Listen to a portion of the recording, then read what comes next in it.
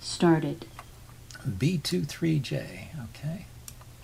Let's start off with E4. Actually, I played E4 last time. Well, we'll get a different opening. Last time was Lechen's defense, so this is, well, how about an Italian game? Two knights defense. Always fun. Oh, no. Well, this is a very difficult line for white. This is one of those lines where where white is better, if you ask the chess engine, and Check. probably even winning. But it is, unfortunately, very difficult to play. And I've lost many a game from this position.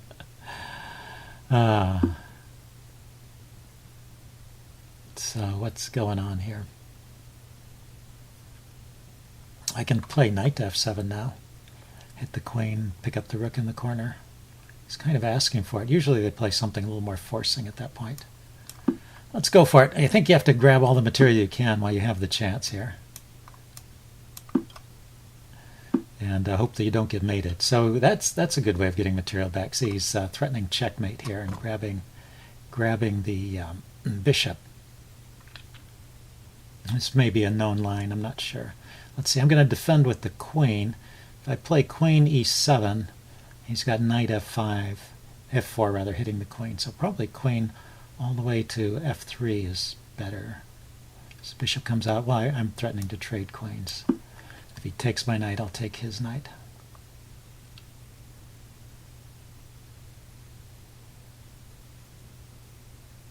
If he plays knight f4, I have to play something like c3 to keep his knight from hopping into d4 there and chasing my queen away from defense of f2. Yeah, that's what he plays. So the threat is knight d4. If I just castled here, is it really such a big threat? Castles, knight d4. Where does the queen go?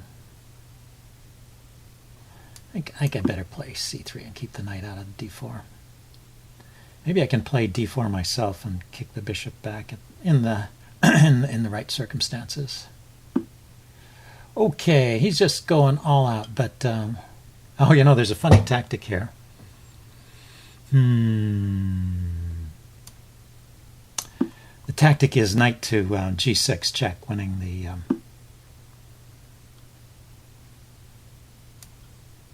the queen. So I take the knight, he takes the queen, I go check, I take the queen, and then he takes the rook in the corner.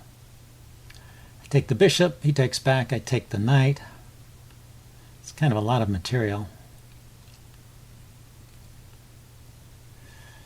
Let's see. Oh, maybe I just take the knight. I take the knight. If he takes with the queen, I'll take back with a pawn.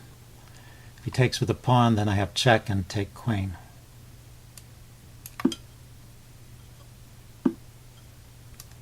Check. So that's why this kind of opening is difficult to play. There's crazy tactics everywhere. And Check. He's still, it's not like it's over here. He's got a rook on the F file here. It's all very dangerous. So I want to play F6 here ideally. Let's see, let's count the material. I have 2 rooks and 2 pieces. He has 1 rook and 3 pieces. So I'm up the exchange. Let's start by blocking out the bishop. That's a good start. Freeing up the F pawn a little bit. Yeah, I'll take the pawn. He still has to do something with his bishop, right? He's not mating me here. Just the bishop and the rook.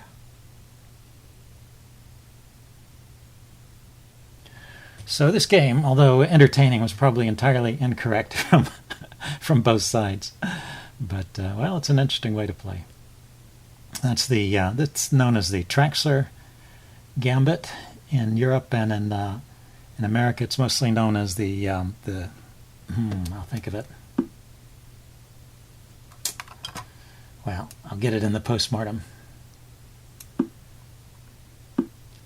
Okay, he's got both bishops activated. Let's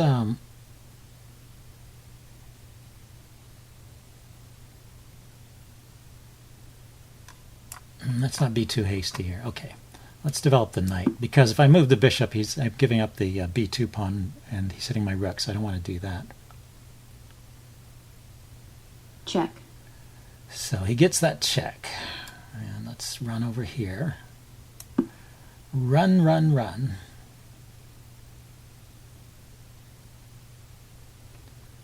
And is there another check, or am I getting away with this? Kind of blocked my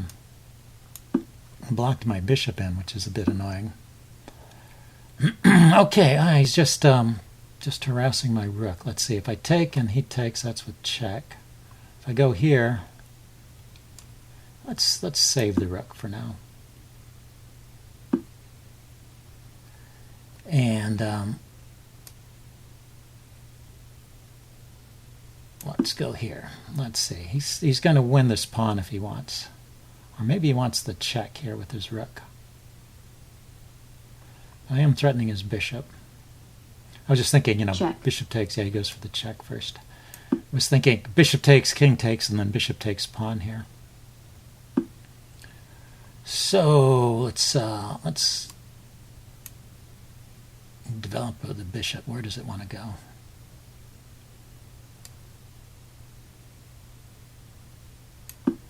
Here, I guess. Blocking the rook. Yeah, so he grabs there. I'll grab the bishop. He needed to take the knight first. See, I was still in trouble. It's a funny thing about this, even though I had kind of survived the first stage with a little bit of material up, it's still a difficult position to play, but now I should be winning. Okay, I'm looking at the pawn here. I can still play my knight to that square, if that's good. Let's see, where else? What else is good? I could just take the bishop. That pins the pawn momentarily. He takes back. And knight here is check. Knight back here, rook over. Yeah, let's give a little material back to simplify things. Check.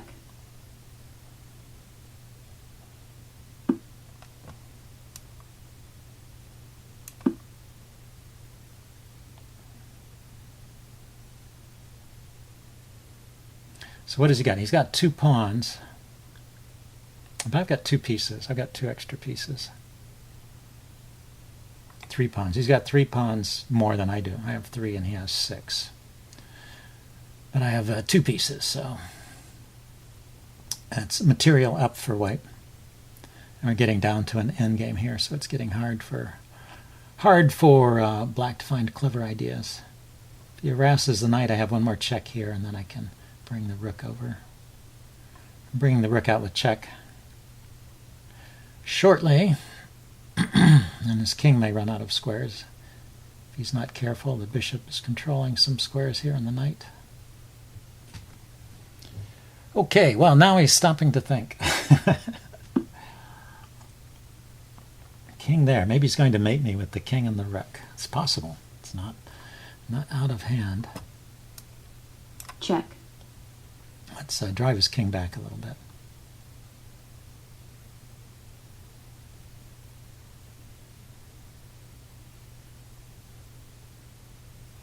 If the king goes to a5 here, I have bishop to c7 check.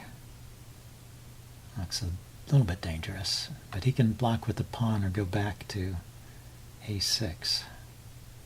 On a6 I have knight check.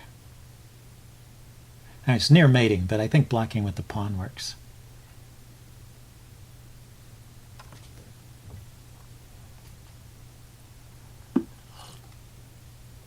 He did go there. Okay. Check. We'll see if he finds a way out. Yeah, so he blocks with the pawn. Now, can I do something clever with my knight? He has one escape square here, in the square where he's sitting.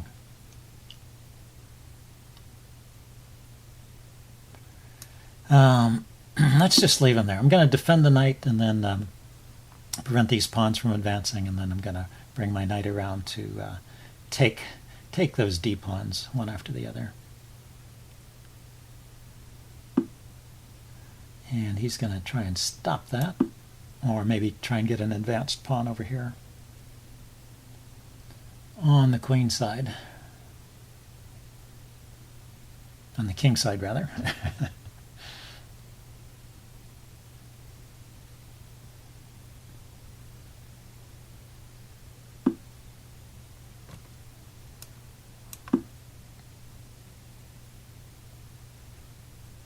Check. Okay, he's using the check to drive my king away. That's not bad. Yeah, and I can't block with my knight. Well, I could block with my knight, but takes. I'm giving back material, and I don't see why.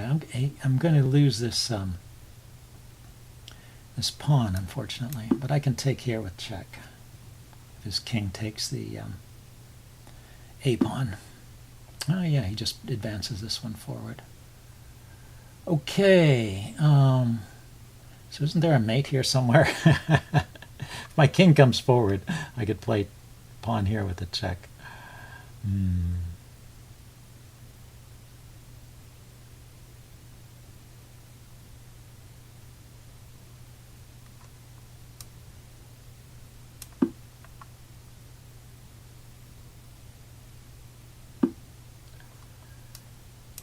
Okay, there's one less pawn for me to worry about. Let's see, so I'm bringing my king forward, and I'm going to push my pawns here. Check. I'm going to drive his king back. And check. If he comes here, then I'm going to bring my bishop to d6 and then to b4 here to mate. So he has to go that way, yeah. Now what?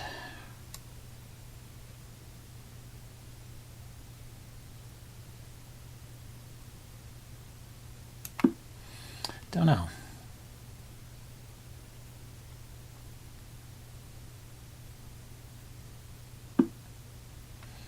Okay, he's just going to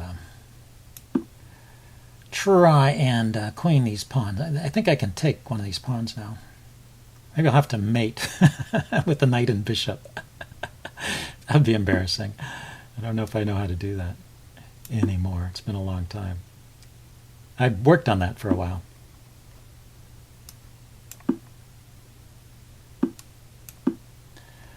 Knight and rook versus rook. And I can hold on to my extra pawn so he has no more pawn threats.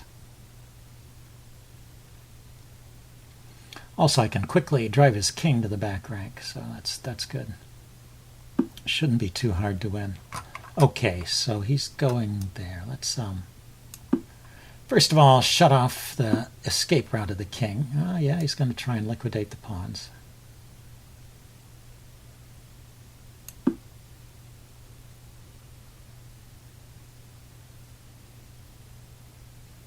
I want to keep one pawn on, and I'd rather it not be a rook pawn, so I want him to take the b pawn so I can take back and get a b pawn myself. And I'll try and figure out a way to win the pawn on b6. And then I should win with that extra pawn. Okay, if he keeps two pawns on, that actually helps me a little bit. So I need to get a knight on that square. Let's see, so knight here. Threatens there, and now he can start checking my king. Check. The usual stuff that you get.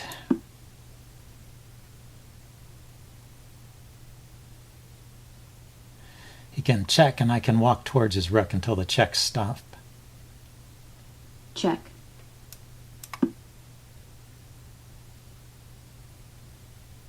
Leaving my king out of play, but I'll still have two pieces and some pawns over here. So, I mean, I'm getting, at the end of all that, I'm getting the b6 pawn. But he might get my pawn, you know, it's tricky.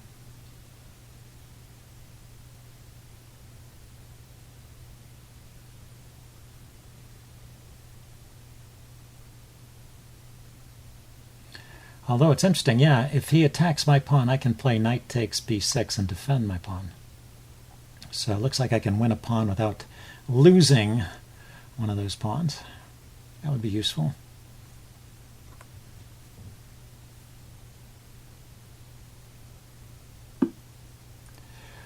Yeah, so he is attacking it. Let's defend it and win a pawn. And then maximize the distance between the rook and the king so that it's not subject to tempo gains. Now bring my king back into the game.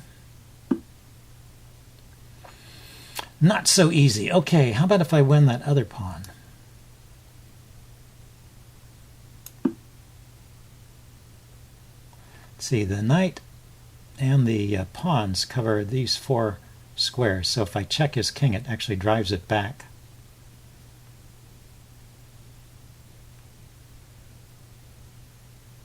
To the back row. Yeah, he can attack my knight. That's what I was wondering. So maybe I give the check first. Check. Drive his king all the way to the back.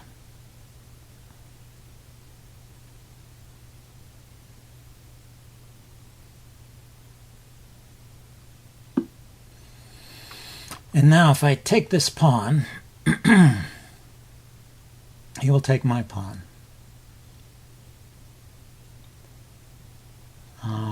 I could drop back here and just defend that pawn. And now this is, let's see, I've got an extra pawn as well as an extra knight. Eventually this accumulation of advantages will work to my favor, I'm pretty sure. Check. King's close enough to the knight to defend Check. it. Check. And the king can get into the game. I can actually go over and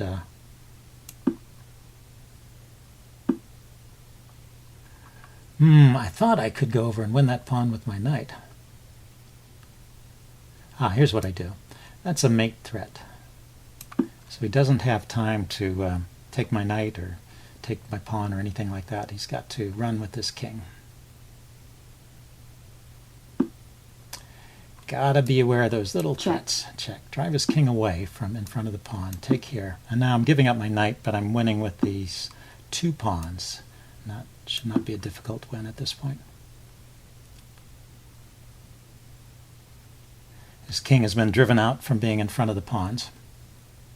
And my king is guarding the path for this pawn all the way through, and the other pawn serves as a shield. His king can't approach any closer than that.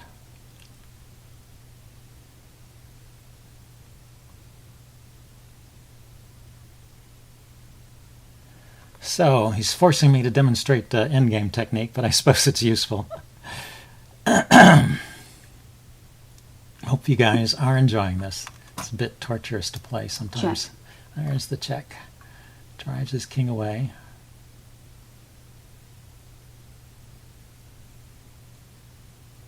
And wherever his king goes, I'll be able to find a shield from the checks. So, for example, if the king goes there, now there's no checks against my king, and I'm just threatening the queen here. My, oh my, is he going to have me mate him with a rook? It's not like there's a stalemate here or anything.